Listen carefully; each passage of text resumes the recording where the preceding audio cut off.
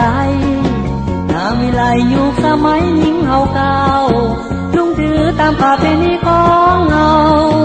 สาวงามดังดวงบุพาสมซื่อแล้วนาทั้งโจบทั้งงามไผก็สมเสยยองน้องมันเพี้ยนเฮียนหูด้านการน้องเด่นได้มาเห็นน้องแล้วคือแก้วแบนแยงเพื่อนสายต่างแสวงไม้ปองมันเพื่อนหญิงต่างก็มีความสัมพันธ์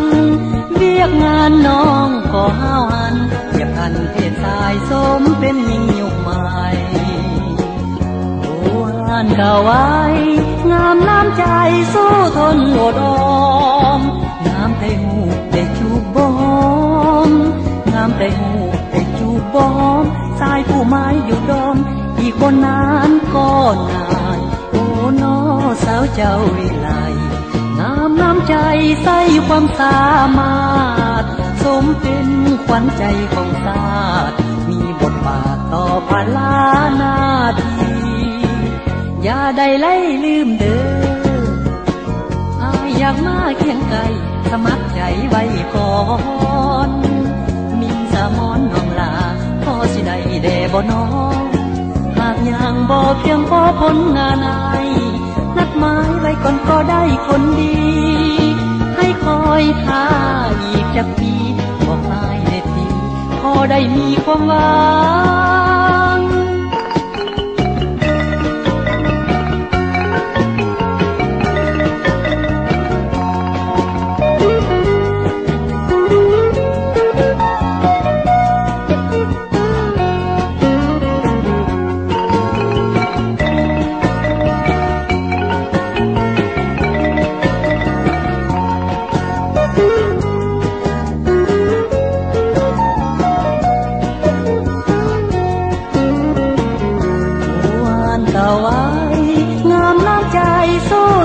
อดออมงามแต่หูแต่จูบบอมงามแต่หูแต่จูบบอมสายผู้ไม้อยู่ดอมอีกคนนานก็นายโอ้น้อสาวเจ้าวิไลงามน้ำใจใส่ความสามารถสมเป็นขวัญใจของชาติมีบทบาทต่อภาระหน้าที่อย่าได้ไล่ลืมเด้ออายอยากมาเคียงไกลสมัครใจไว้ก่อ